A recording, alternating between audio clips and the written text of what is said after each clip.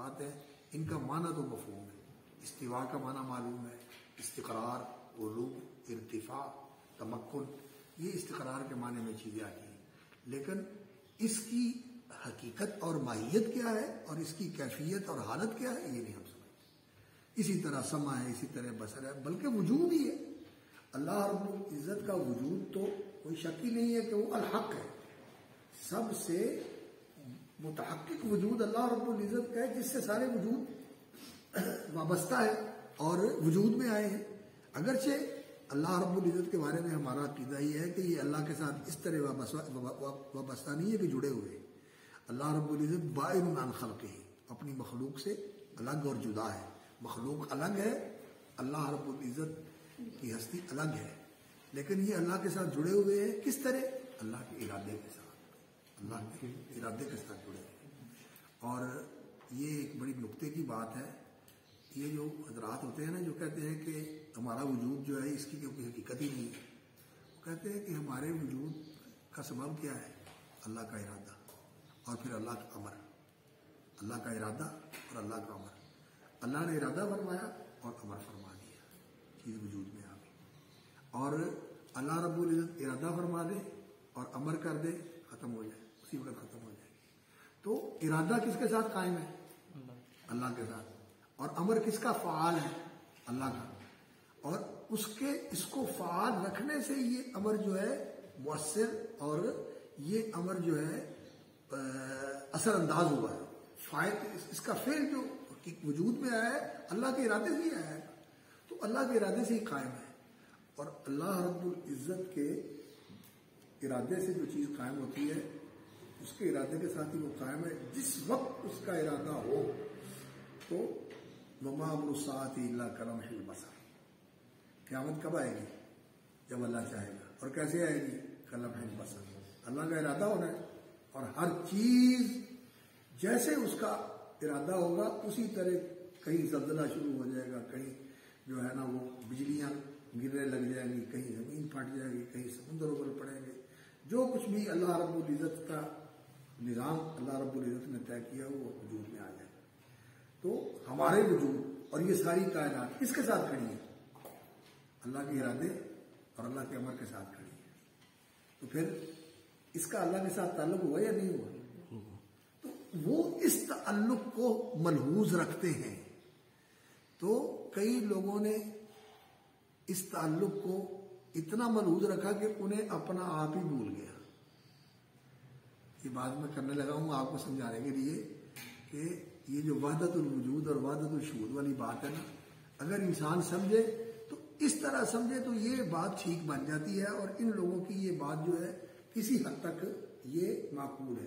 لیکن شریعت نے اس طرح کی جو باریک باتیں ہیں نا ان کو لوگوں کے لیے جو ہے نا وہ ایمانیات میں اور عقائد کے اندر شمار نہیں کیا.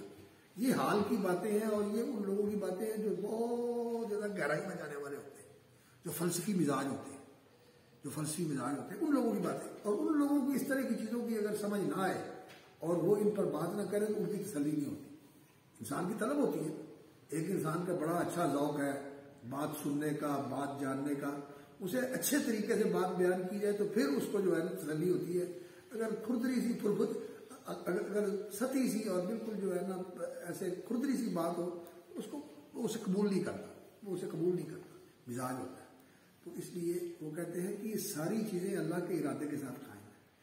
وہ اس کی مثال دے کر بتاتے ہیں، کہتے ہیں دیکھو کہ آپ جو ہے اپنے ذہن میں تصور کرو میں ایک گھر بنا رہا ہوں اور اس گھر کے اندر میں یہ ڈرائنگ روم بنا رہا ہوں، اس کے اندر یہ بنا رہا ہوں، بیڈ روم بنا رہا ہوں، اس کے اندر لاؤنج بنا رہا ہوں، اس کے پیچھے گارڈن بنا رہا ہوں، اس کے پیچھے یہ بنا رہا ہوں.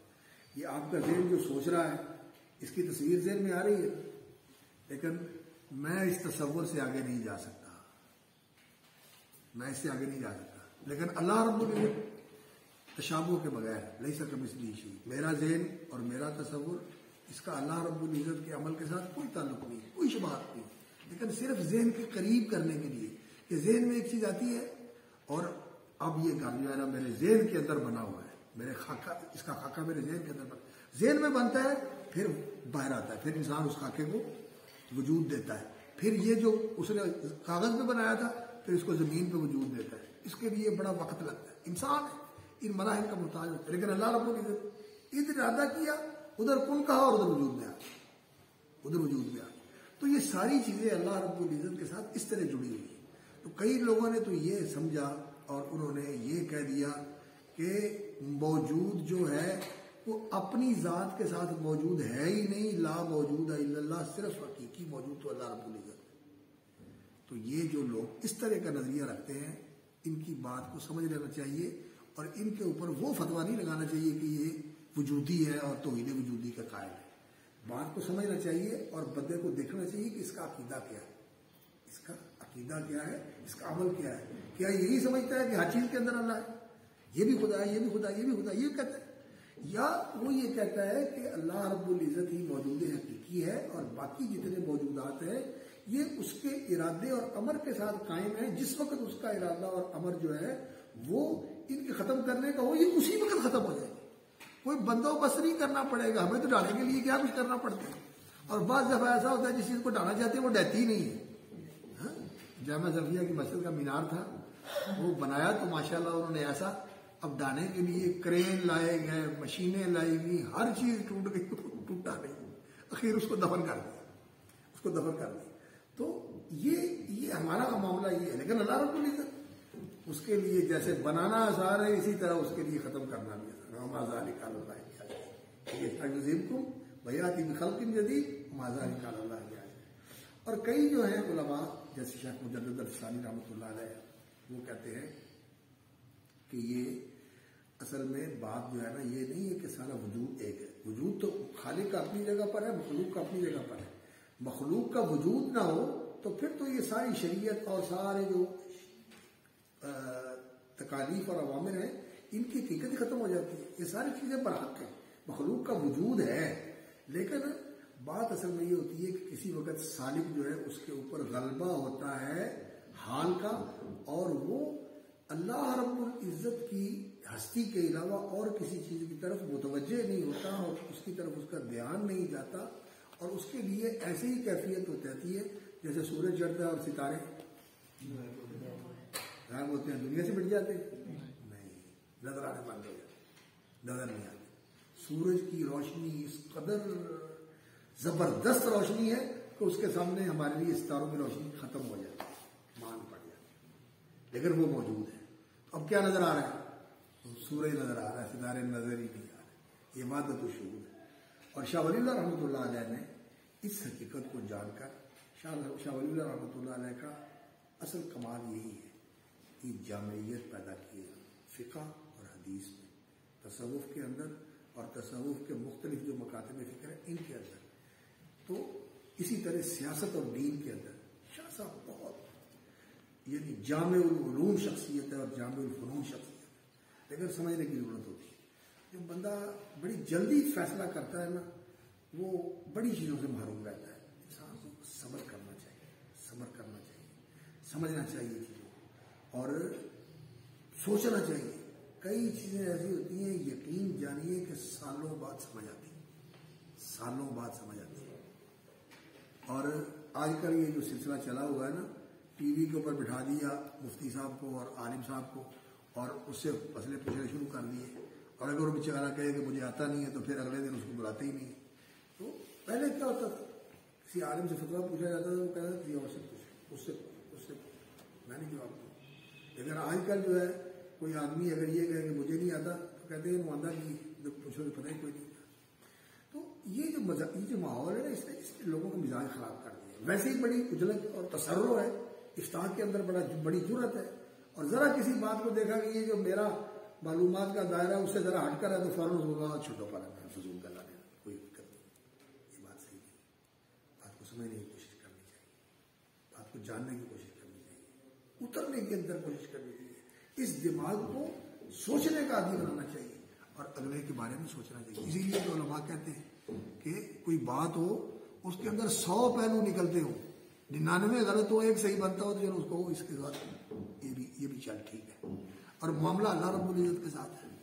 پتہ نہیں اتنے کنہ نے سہاگنا ہونا ہے, کنہ نے اتنے جڑے نا ترنا ہے تو کنہ نے ڈبنا ہے, پتہ چلتا ہے. کئی ایسے ہوں گے اللہ معاف کرے جو ساری دنیا کو لوگوں کو دین بتاتے رہے اور قیامت والے دن نعوذ باللہ جہنم کے اندر ہوں گے اور لوگ اس کو دیکھیں گے کہیں گے تو بات کیا کرتا تھا، دین بتایا کرتا تھا، کیا تمہیں بتاتا تھا پتہ نہیں کرتا۔ اور کئی جو ہے وہ بیچارے ایسے ہیں کہ لوگوں کی نظر میں ایسے کہ ساری عمر ان کی گناہوں میں گزر گئی، لیکن فوت ہوئے تو دروازے کے اوپر لکھا ہوا ان اللہ قد غفر للکفل، اللہ نے کفل کو بخش دیا۔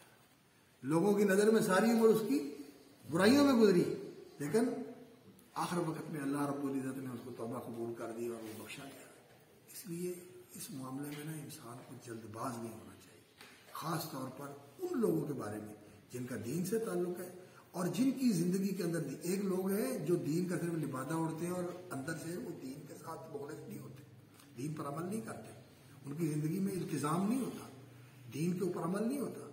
ایسے لوگوں کا معاملہ اور ہے تو اللہ ان کو کھول دیتا ہے، لیکن ایسے لوگ بظاہر نمازوں کی پابندی، قرآن کی، حدیث کی، ان چیزوں کا بڑا احترام، لیکن اس طرح کے جو مسائل ہیں ان کے اندر وہ اس طرح کی بات کرتے ہیں جس کو سمجھنے کی ضرورت ہوتی ہے، اسے سمجھنا چاہیے۔ جو سمجھ آ جائے ٹھیک ہے، باقی بندہ کہے کہ ہم اس کے مکلف نہیں ہیں، نہ ہم نے کسی کا کلمہ پڑھا ہوگا، ہم مکلف ہے قرآن اور حدیث، عقیدہ اس کا رکھنا ہے، عمل اس کے اوپر کرنا ہے۔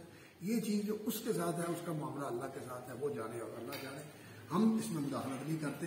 ہم تو یہ دیکھتے ہیں کہ اس نے جو بات کہی ہے صحیح، اسی لیے حضرت شاہ صاحب رحمۃ اللہ علیہ کے بارے میں جب لوگ ہمیں خاص طور پر ہمارے سعودی علماء جو ہے نا وہ ہمیں کہتے ہیں نا کہ آپ لوگ شاہ ولی اللہ رحمۃ اللہ علیہ کی بڑی تعظیم کرتے ہیں اور ان کی جو ہے نا بڑا جو ہے نا ان کو اہمیت دیتے ہیں کہ انہوں نے اس کو، ہم کہتے ہیں کہ بھائی ہم کیا کریں۔ بر صغیر کے اندر شاہ صاحب نے اس عمل بالحدیث اور تمسک بالکتاب و سنہ اور رجوع الکتاب و سنہ کی تعریف کے لیے جتنا اس خاندان نے کام کیا اتنا کسی اور نے نہیں کیا۔ ہم فیض یافتہ ہیں، ممنون ہیں ان کی، انہوں نے لوگوں کے لیے قرآن کے ترجمے کیے، لوگوں کو حدیث پڑھائی اور حدیث کا ترویج کی۔ یہاں ہندوستان میں حدیث پڑھنے کا رواج ہی کوئی نہیں تھا، لوگ کیا پڑھتے تھے؟ مسابی سننا پڑھتے تھے، یا بڑی بات ہے مشکات پڑھ لیتے تھے، یا مشارق الانوار پڑھتے تھے، باقی لوگ پڑھتے کچھ نہیں تھے۔ تو انہوں نے یہاں کتب سنہ کا جو ہے نا وہ سلسلہ شروع کیا اور لوگوں کو اس طرح رجوع کیا، اور پھر اس کے نتیجے میں یہ ماشاءاللہ تحریک ایسی بنی کہ پورے بر صغیر کے اندر یہ عوامی تحریک بن گئی۔ اور پھر ان کی جو وصیت ہے وہ بندہ پڑھ لے، ان کی وصیت کیا ہے، شاہ صاحب کی رحمۃ اللہ علیہ کی وصیت کیا ہے۔ ان کی کتاب کا نام ہے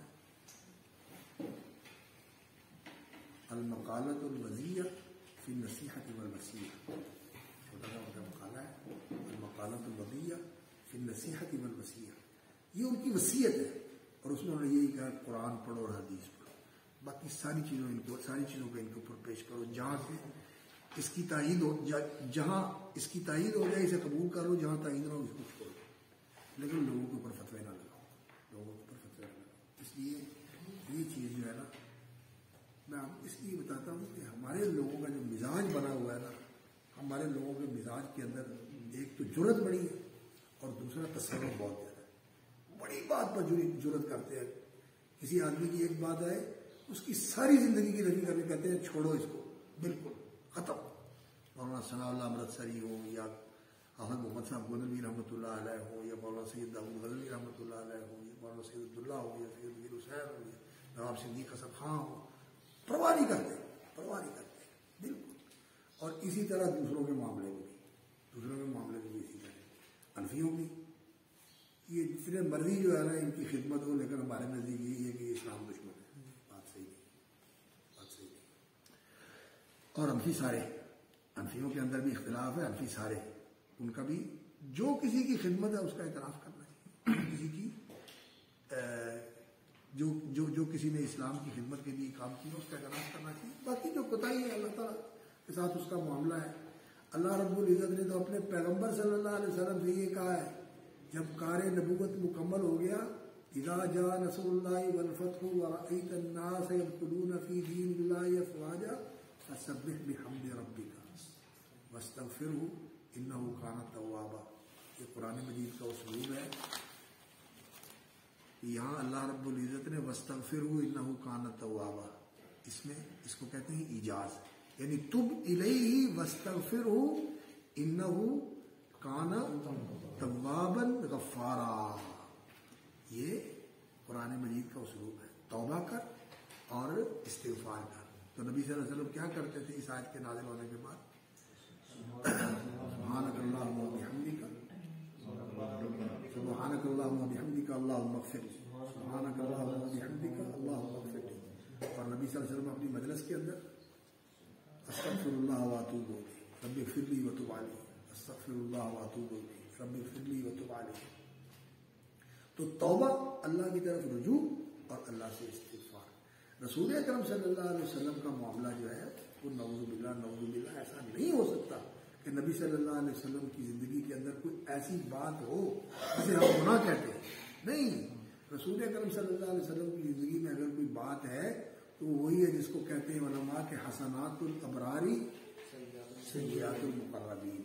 ہمارے لیے وہ نیکی ہے لیکن وہاں اس پر بھی معافی مانگی جا رہی ہے، اس پر بھی توبہ کی جا رہی ہے کہ ان سے یہ مطلوب تھا کہ وہ اس درجے کی نیکی کر دے جو ان کے شایان شان ہے، ان کے مقام و مرتبہ کے لائق ہے، اور وہ اس پر بھی پھر یہ کہتے ہیں کہ یا اللہ جو تیرے حضرت جلال کے لیے اور تیرے مقام اور مرتبے کے لیے اول تھا میں وہ بھی نہیں کر سکا۔ وہ اس کو دیکھ کر اپنے آپ کو نہیں دیکھتے، وہ اس کو دیکھ کے اس کی عظمت کو دیکھ کر پھر کہتے ہیں استغفر اللہ۔ نماز پڑھ کے کیا کہتے تھے؟ اللہ اکبر، اللہ سب سے بڑا ہے، جو میں نے کیا ہے یہ اس کی بارگاہ کے سامنے بہت ہیچ ہے، استغفر اللہ، اور میں اس پر استغفار کرتا ہوں، میں اس پر استغفار۔ یہ جو موضوع ہے نا یہ بہت سمجھنے والا موضوع ہے، یہ انسان کو ہمیشہ مستحضر رکھنا چاہیے۔ اس کے اندر اصل عبودیت اور اصل بندگی ہے۔ اصل بندگی اس چیز کی ہے کہ انسان اللہ کے سامنے اپنے آپ کو مٹا دے اور اللہ کی بڑائی اور اس کی کبریائی انسان کے نقش دل کے اوپر ایسی نقش ہو جائے کہ انسان کبھی بھی اپنے آپ کو یہ نہ سمجھے کہ میں نے کچھ کیا ہے۔ جو کچھ ہے یہ سارا اس کا دیا ہوا ہے، جو کچھ ہوتا ہے اس کے فضل سے ہوتا ہے، کیا تو خیر